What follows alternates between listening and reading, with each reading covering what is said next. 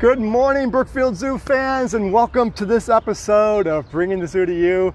I'm Tim Sullivan. I'm your host today to talk about a very unique and special animal that's kind of not only kicking off our bear awareness week, but this is an animal to do it if it is. This is the sloth bear, and one of my favorite bears because it is unique in almost every way. And we're going to talk about a lot of the reasons why that happens. And at first it starts off with their name, which is really confusing.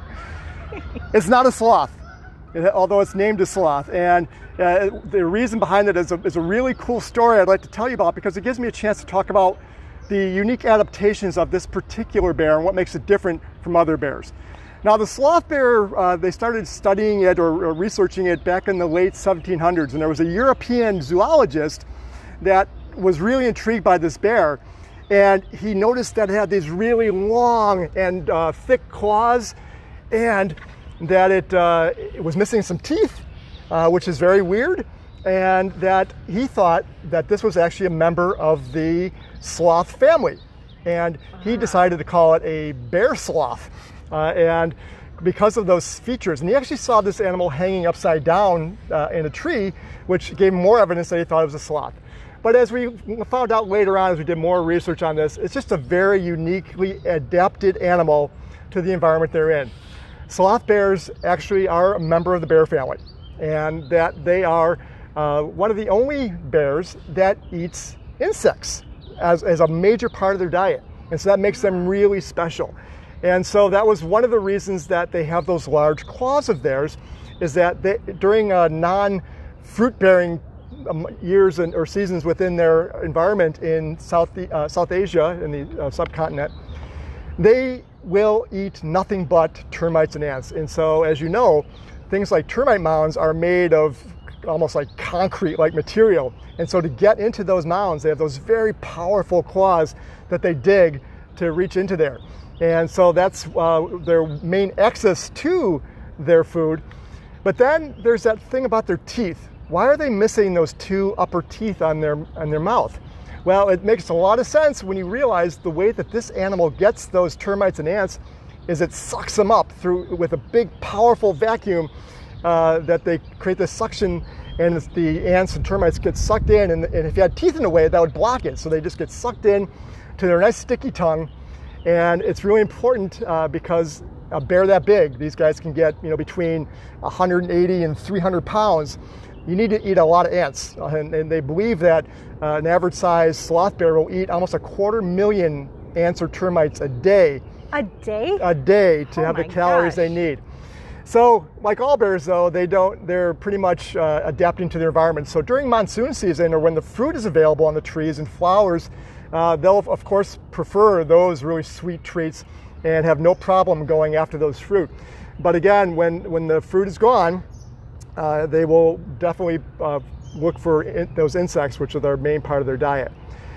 So sloth bears also have this really shaggy coat, which makes them look really cool. And you might notice that if we get a good look at the front of I think this is Hani, our 17-year-old female, you'll notice they have a yellowish patch on their chest. And for most sloth bears, that is a V or a Y-shaped patch, which makes them very special. Again, these animals live in Southeast Asia and India, and there are only a couple of bear species in that area, the sun bear and the Asiatic black bear. But this animal stands out from those, because what it eats and where it lives, but you can hear that slurping sound now. Let's see if we can hear it. It's very loud. She's working on one of our enrichment devices here to try and get some of the food out. Now, what you may know, that vacuum is really important, but they also can blow really hard too. We have a really cool enrichment device we use here with our animals. On the side wall to the right, there's a little hole in the side of the rockwork, and that hole has a tube attached to it that goes all the way back to the keeper area. It's almost 40 feet long. And we put in food into that tube, and oh, you're being very cute, honey. And they go ahead and suck that food out, and we thought that if we could time it so that food just drops in throughout the day, we could keep it going for a long time. But the bears were smarter than us. They use their powerful blowing action to basically disrupt all the bugs that were in this little feeder we had, and they dropped all of them into the tube. Oh my god! And so they were able to thwart us. We had to figure that out. But again, bears are very intelligent, and that sucking and blowing feature that the the sloth bear has is really unique to them, and because of the food they eat. So they are very active bears, which of course is way different than the sloth species, which are named for how slow and kind of little activity they put in things. Sloth bears, on the other hand, are very active. They can use those claws to climb. They are very, very agile in the trees, but they like to spend most of their time on the ground because that's where their food is, not only the termites and ants, but they'll also hunt for grubs and other things and flowers that may be on the ground when that food is available. They're very adaptive. We at first thought that these animals were nocturnal, but then we saw them during the day, and then we saw them at sunset and sunrise, which meant they're crepuscular. And all they're doing is really responding to what the environment and the seasons are providing for them. When there are other predators out or other bears, they will switch their kind of active period to make it more likely for them to get access to the food and not get in trouble with predators. Again, these animals live with tigers. And so this is one of the only bear species that will take on a tiger and chase it away. When they get threatened, they'll stand up on their rear legs and show those big, powerful claws. They have really big canine teeth as well. And so they're a formidable adversary for a tiger. And so that's just one more adaptation that they have. Yeah, I've seen them just completely rip a pumpkin apart in about 10 seconds. Yeah, I would not want to get in their way. Yeah, it's one thing to have those big, powerful claws, but you need those muscles to actually do the work. And so these animals have those strong forearms that allow them to do that. Right now, Hani is out there looking, using that great sense of smell she has, because that's how they find the food. They use their sense of smell. Their eyesight is similar to ours. They've got decent hearing, but that sense of smell is very powerful. And if we get a chance to look at her again, you'll notice that her lips are they purse. They're almost like a proboscis a little bit. They can reach out and make kind of a pursing or kind of a straw. And again, that helps them to suck the food out of the termite holes that they create with their claws. And that was actually part of their name. As they started learning more about this bear, I think this bear's name has changed probably over the last couple centuries as we learn more and more about them. But now we realize that they are just a bear, and then the common name that they have, the sloth bear, remains. But now that you know the whole story behind it, it makes a little more sense why they got their name. Absolutely. There's Kartik, our male, I believe, or is that Hani? I get confused between. Kartik is an 11-year-old male.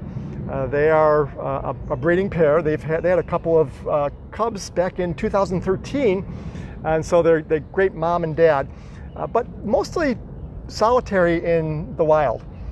These animals will only come together during the breeding season and go ahead and when mom has her cubs, dad just goes off and does his thing, and mom does a great job raising the kids. Again, they're mammals, so they'll drink milk for a while, but mom's still eating food to make that milk, and so while she's going out and foraging for that food, the cubs are learning how to do things, how to find ants, how to find termites. When the fruit comes and when it rains, that monsoon comes, the rain actually brings the fruit, so they know that the sweet stuff is coming. They also learn that there's these things called bees, and they make this great stuff called honey, and it's really tasty.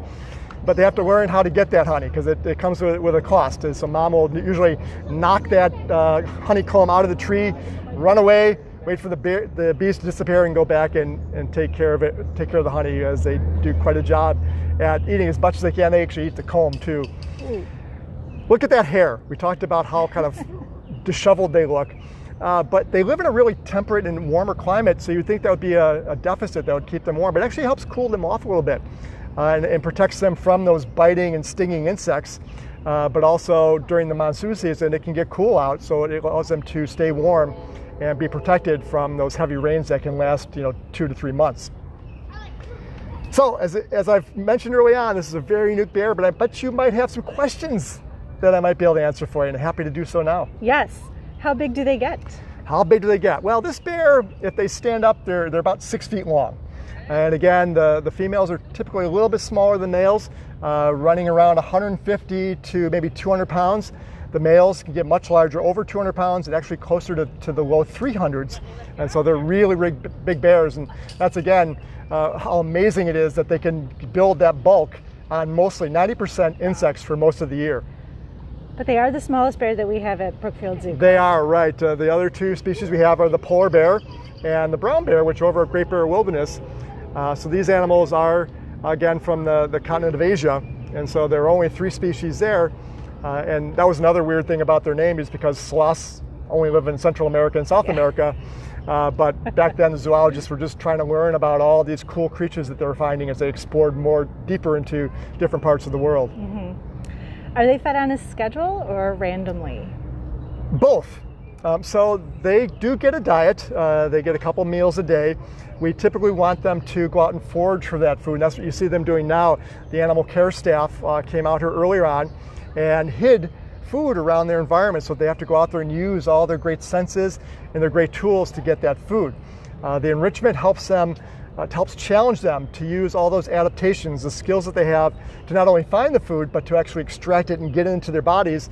The types of enrichment we do help to promote those things, and so we do that as well. We use time feeders for these animals, like I've talked about in other episodes, so we can spread that food out. This animal is typically active for somewhere between 12 and 16 hours a day, and most of that time is hunting for food to fill up the caloric need they need to both build that body, but also to maintain it. So what's this big tree right here in the middle?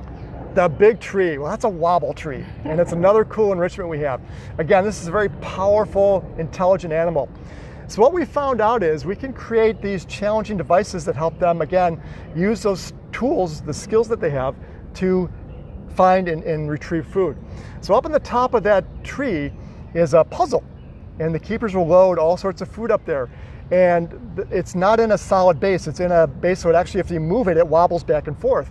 And so the bears have learned by pushing on that tree really hard and if they push it certain ways, they can knock food out of it that falls through the holes. That way they can acquire food that way.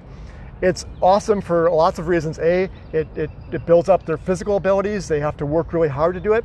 They have to learn how to move the tree so that the food falls out in the amount that they want it. But of course, it also gives our guests a chance to appreciate this amazing animal and to care for it, because that's really the important part, is so that we can learn to empathize with this bear and all bear species to help take care of their wild relatives and the habitats that they live in.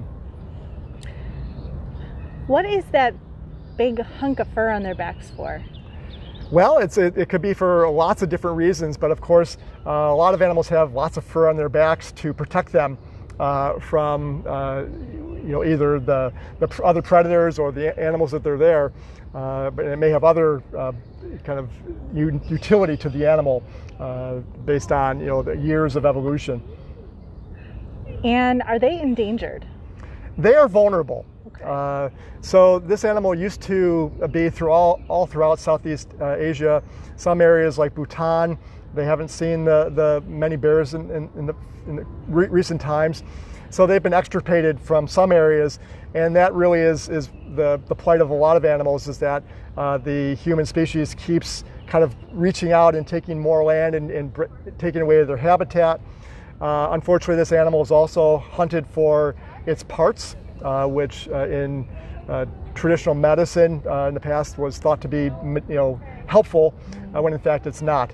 And so we're trying to get the word out there to the cultures that are still hunting these animals for those reasons, that they're more valuable in the setting that they're in, so that people can enjoy them, and also to keep the habitat in balance. Every animal has a reason to be where they're at, and if we pull an animal out, an apex animal like this, we start to really affect that habitat, which will ultimately affect humans. And so it's all about education and making sure that we love these animals for what they are in its living state and how they are so connected to their environment, to make sure that we can appreciate and protect them from all parts of the world, whether we live in that spot or we're here in Chicago or in the US. We can act in a way that helps protect them. Do they hibernate? This is a bear that does not hibernate. And so they will have slower periods and they will rest. Of course, during the monsoon season, when it's really, really raining hard for days and days and days, they may slow down a little bit because they're fighting flooding and anything else that's happening. The ground gets saturated, so they may slow down a little bit at that time. But for a true hibernation, they don't do that. Do they get any kinds of vaccinations? That's a good question.